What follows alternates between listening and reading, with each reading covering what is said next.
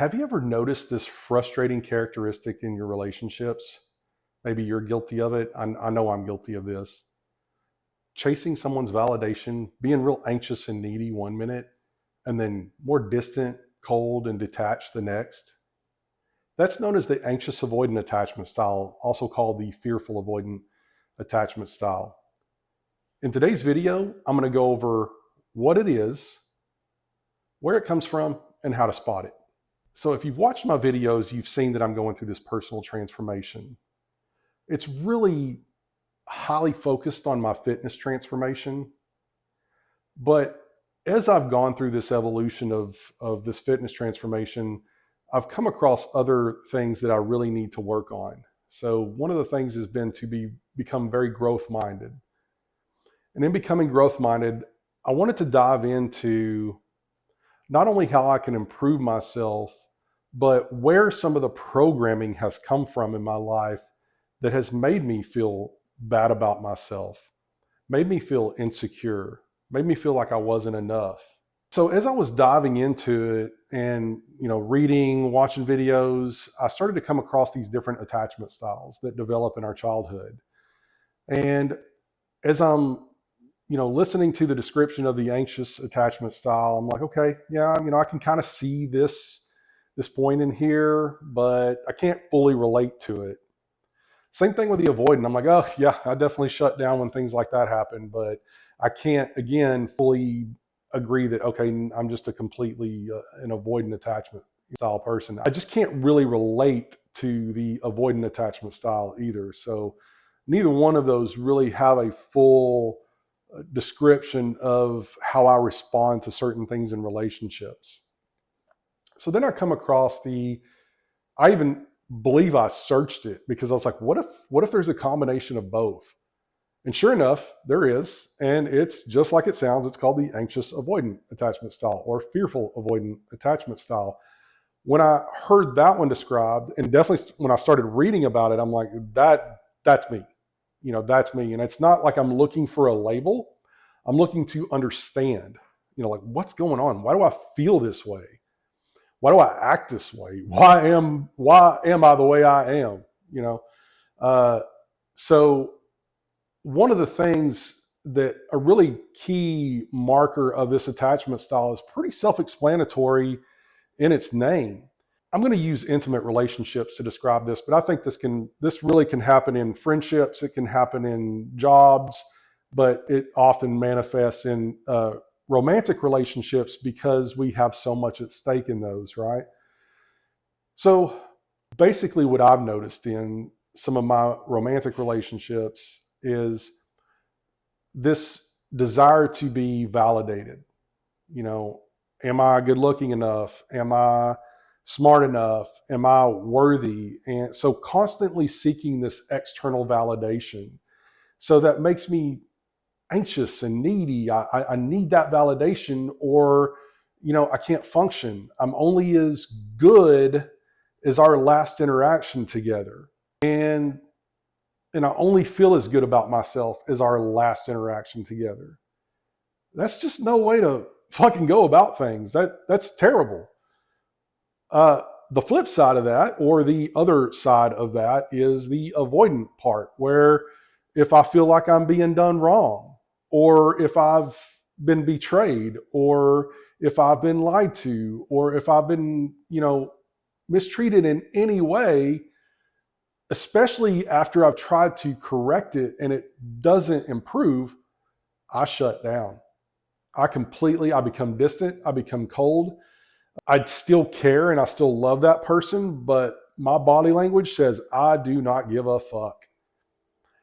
That's also no way to go because it's unhealthy. Both of these are unhealthy. And so how does that develop? Well, when we look at our childhood formative years, that's where this anxious avoidant attachment style, or really our attachment styles in general, start to develop.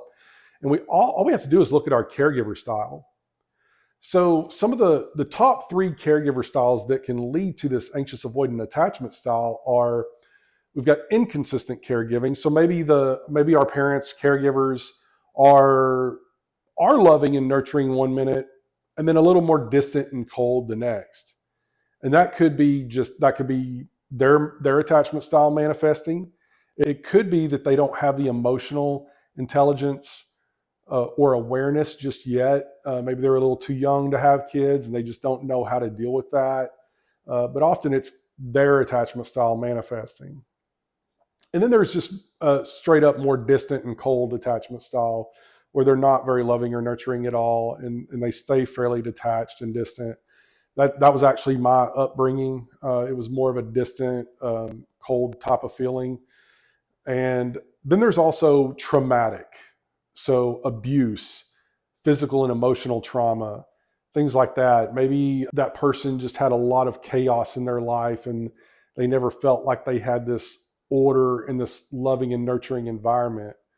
So those are the caregiver styles that tend to lead to this. So what that would look like is, maybe the caregiver isn't really responding to the child's cries. So this goes way back, right? When the child really needs the caregiver for everything. You're completely reliant on another human being for your needs. And maybe those cries aren't being responded to. Maybe there's a little neglect there. There's also just that avoidance of physical contact, that nurturing, that emotional security blanket that a caregiver can give to a little child. So, that caregiver isn't very warm or engaging. Maybe they don't even encourage emotional sharing from the child themselves. I know that when I was younger, my parents really didn't want to hear or see any emotion out of me. They didn't really, I don't want to say they didn't care what was going on in my life, but it just seemed like if I ever tried to really share anything with them, they just weren't very open to that. And that started to kind of manifest in my teenage years where I shut down. I didn't tell them shit. I kept everything from them because I just didn't feel like they really cared or wanted to hear it. So those are kind of how we see those behaviors manifest in the caregivers, but how do they manifest into us? How can we spot these behaviors in us? Well, it leads to a fear of intimacy and rejection. And I can really relate to this one. I have worked very hard on myself, especially the last few years, to become physically stronger, mentally stronger, to become the best version of myself. And I've made a lot of progress, a lot. But what I haven't been able to do is deprogram, at least haven't been able to do yet, is deprogram these old wounds, deprogram this emotional attachment style, this anxious avoidant attachment style that I have. So I still have a deep fear of rejection. I crave intimacy. I crave connection. But if it doesn't work out, I still tend to shut down. These are things I know I need to work on. I have a lot of really cool people in my life, a lot of great people. I'm pretty blessed to have the family that I have, the friends that I have, the closeness that I have with them.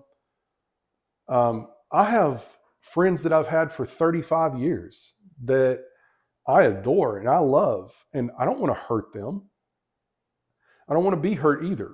I don't want to feel that rejection. So it starts to manifest like that. You crave this intimacy, but you also fear the rejection. You also fear that intimacy that you crave. So that can also lead to suppressing your emotional needs. Remember, I discussed earlier about how the caregiver might not really encourage those needs being expressed. They might not want to hear, feel, see your emotions.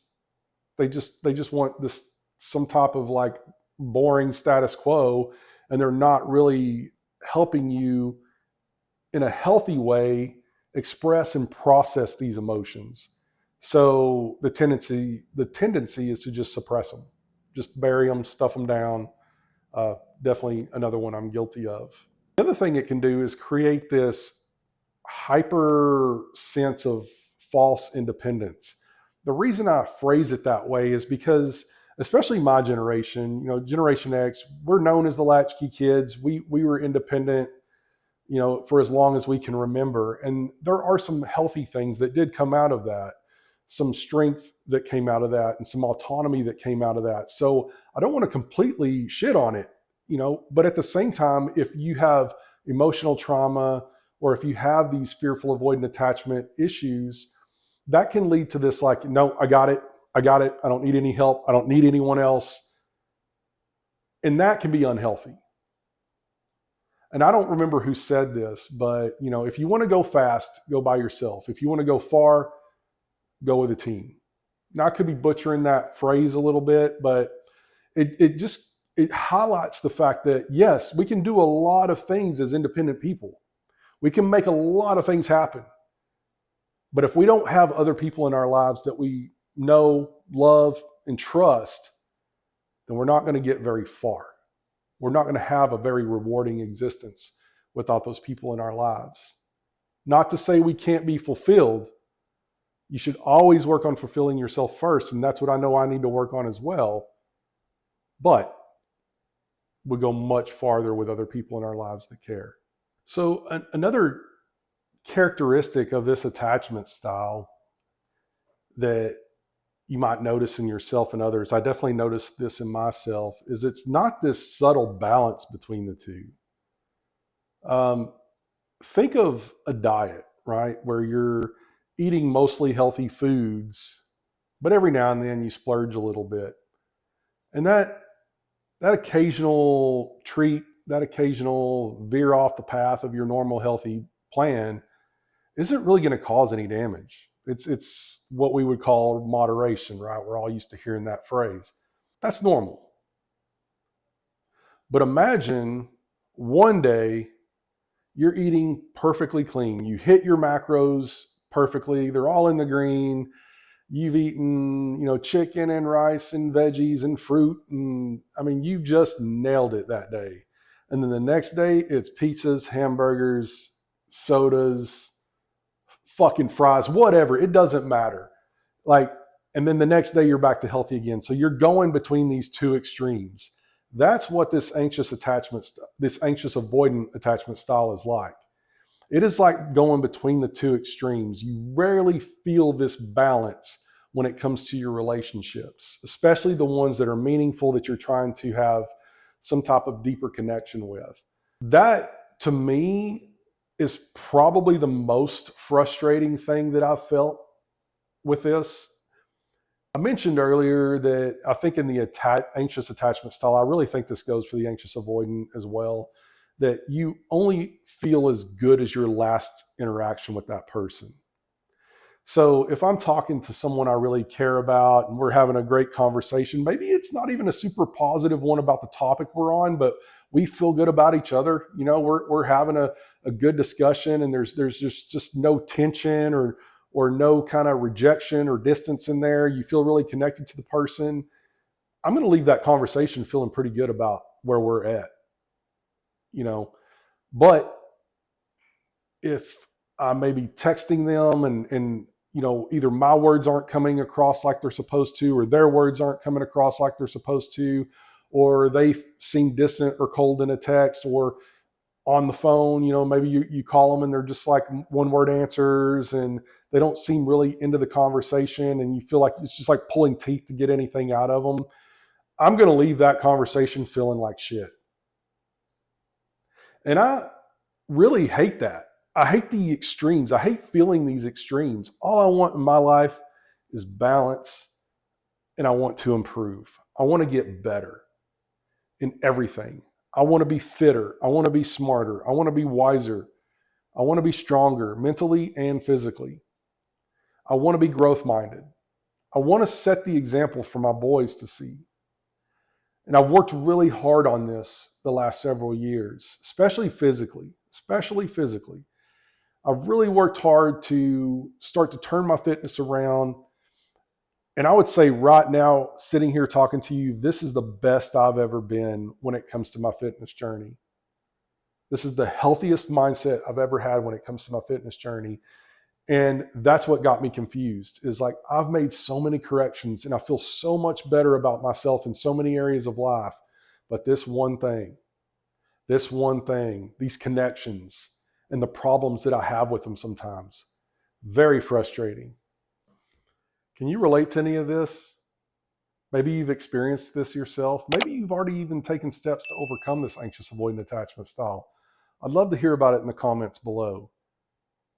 And consider subscribing to the channel so that you don't miss part 2, where I go over the steps that I'm taking to overcome this fearful avoidant attachment style and develop deep, meaningful relationships.